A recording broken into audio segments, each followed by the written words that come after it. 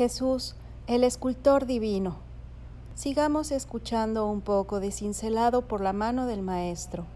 Bienvenido a tu canal Vive tu Fe. Cuando Pedro empujó su barca al mar, esa mañana se refirió a Cristo como Maestro. Cuando regresó con los 2 botes llenos de pescados, se refirió a Él como Señor.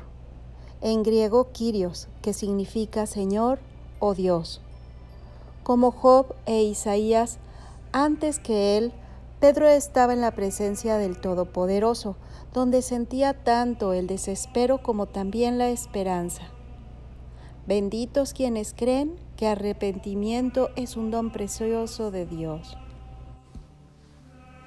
Se hizo una película blasfema, La última tentación de Cristo, donde el autor escribió: he tratado de crear un Jesús que en un sentido es como cualquier otro tipo en la calle, en sus luchas por alcanzar a Dios y por encontrarle.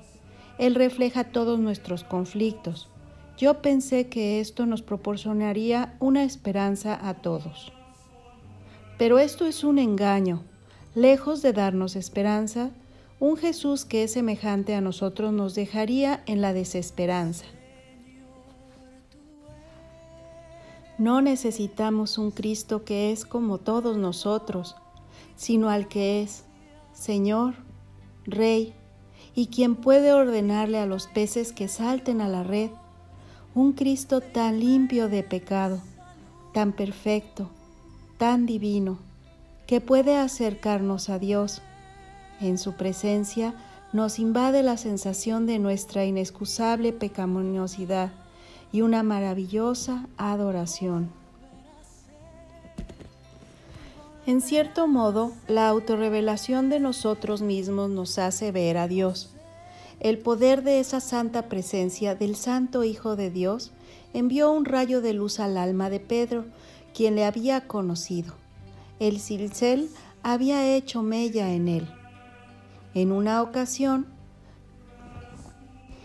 un guía en Ámsterdam dijo que el 10% de los cuadros de Rembrandt eran pinturas de sí mismo, pero lejos de ser un ejercicio de autoengrandecimiento, Rembrandt era un cristiano humilde y se pintaba a sí mismo tal como era, sin ningún embellecimiento. Con frecuencia, los artistas se han preguntado por qué él no aprovechaba la ventaja de sus manos dotadas para pintarse con un toque de halago, ya que su forma física era poco atractiva. Pero Rembrandt comentó: si no puedo pintarme tal como soy, no podré pintar a otros tal como son. Es necesario que nos veamos tal como somos, en la presencia de Dios, así para que seamos capaces de ver a otros como realmente son. Ahí, de rodillas, lleno de rechazo por su propio pecado y con un gran deseo de santidad, Pedro aprendió la primera lección: llegar a ser pescador de hombres. El crecimiento espiritual siempre involucra un conocimiento progresivo de nuestra pecaminosidad. En cierta ocasión, alguien dijo: en el cielo no se le dará la corona de mayor tamaño a la cabeza más grande.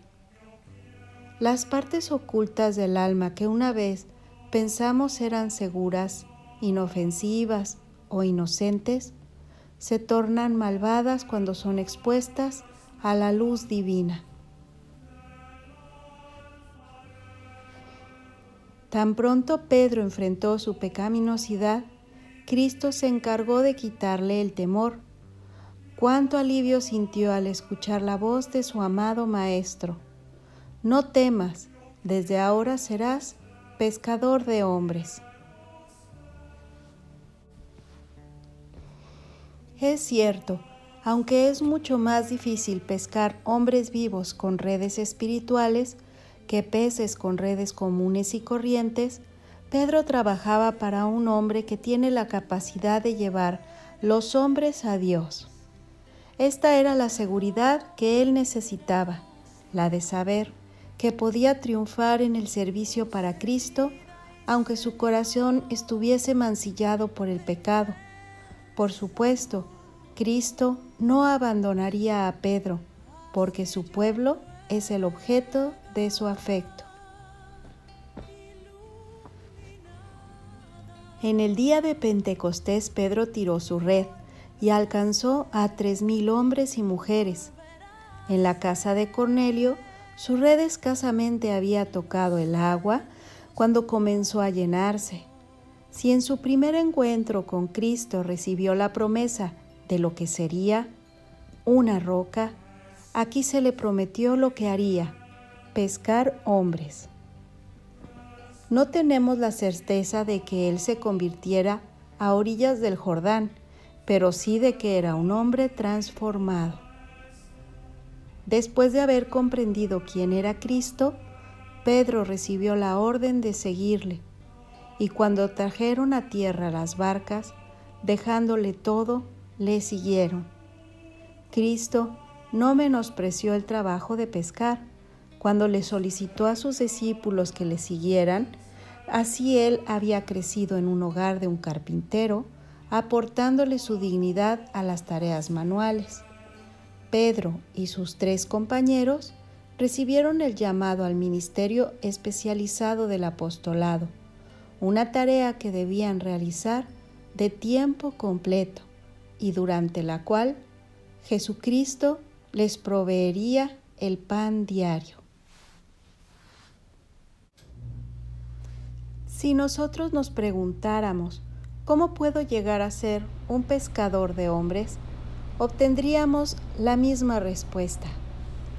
Sígueme, nos dice el Maestro. Mientras más cerca estemos de Jesús, más fácil será lanzar nuestras redes para luego alarlas llenas de hombres y mujeres hambrientos.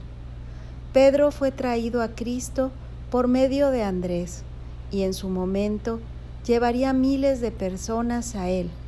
La emoción de pescar a lo largo de las playas de Galilea pronto fue reemplazada por la exuberancia de pescar esos peces importantes que poblarían el mar celestial. Cristo no se hizo socio del negocio pesquero de Pedro, pero este sí en el del Señor.